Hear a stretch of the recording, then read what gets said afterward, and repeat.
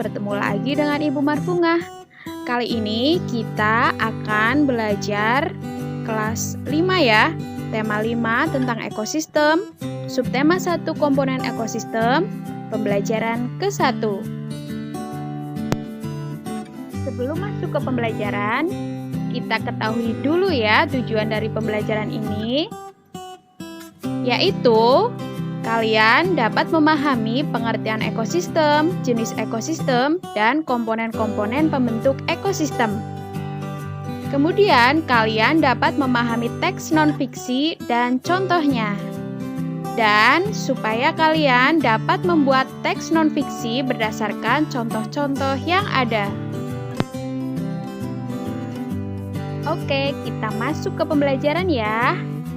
Apakah ekosistem itu? Ekosistem adalah suatu kesatuan secara menyeluruh antara segenap komponen lingkungan yang hidup dan tak hidup yang saling melengkapi sehingga terbentuk kesatuan yang teratur. Komponen dalam ekosistem terbagi menjadi dua, yaitu komponen yang hidup atau yang disebut biotik. Yang kedua, komponen yang tak hidup, yang disebut abiotik. Komponen yang hidup terdiri dari manusia, hewan, dan tumbuhan. Dan komponen yang tak hidup, contohnya matahari, tanah, air, dan udara.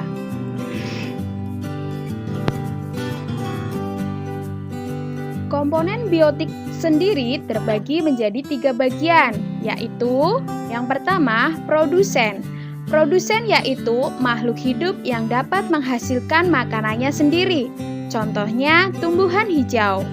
Yang kedua, konsumen. Konsumen yaitu makhluk hidup yang memakai atau memakan produsen untuk bertahan hidup, contohnya manusia dan hewan. Yang ketiga, pengurai atau dekomposer.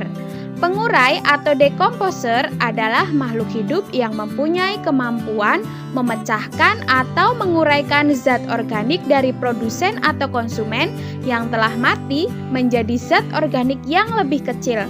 Contohnya, bakteri, jamur, dan cacing tanah. Sebuah ekosistem tersusun atas individu, populasi, dan komunitas.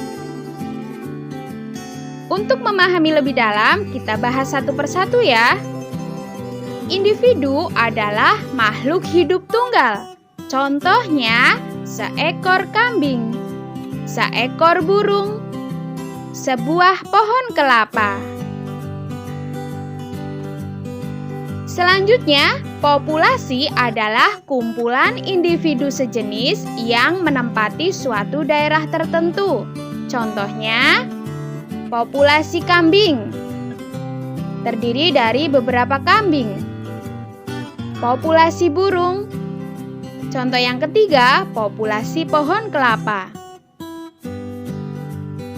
Komunitas adalah populasi makhluk hidup di suatu daerah tertentu. Ayo lihat sebuah komunitas yang tertera pada gambar.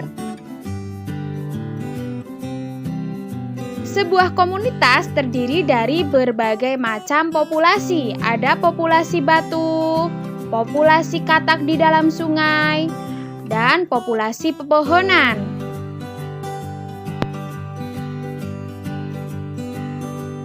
Selanjutnya, kita akan membahas jenis-jenis ekosistem. Pada dasarnya, di dunia ini, ekosistem dibagi menjadi dua, yaitu yang pertama, ekosistem alami adalah ekosistem yang terbentuk alami dari alam. Yang kedua, ekosistem buatan adalah ekosistem yang sengaja dibuat oleh manusia.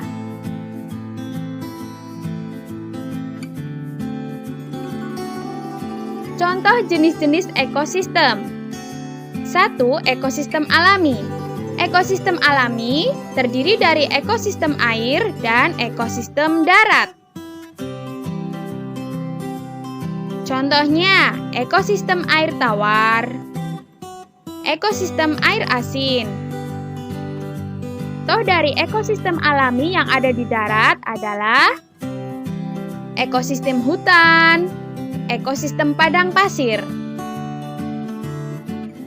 Selanjutnya, contoh dari ekosistem buatan yaitu ekosistem sawah, ekosistem taman safari atau kebun binatang.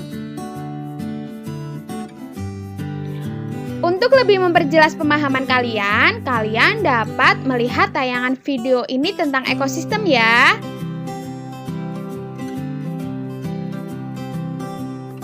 Kemudian, ayo kita coba cermati dan analisis teks non-fiksi di bawah ini. Dibaca baik-baik ya.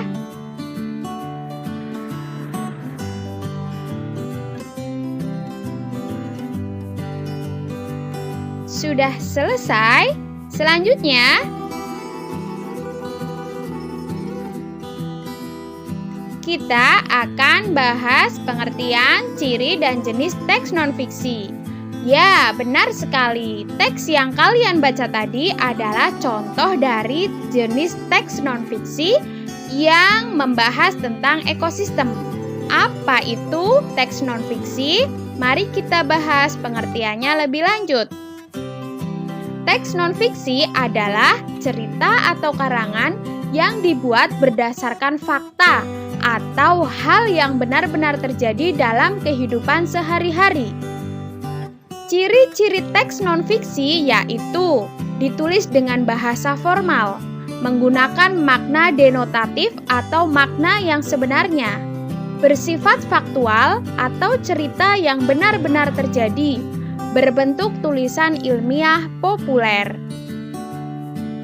Jenis-jenis teks non-fiksi antara lain makalah akademik, sejarah, surat, buku ilmiah, bacaan ilmiah, dan lain sebagainya. Selanjutnya, kita simak lagi teks non-fiksi di bawah ini ya. Ayo kita baca bersama-sama.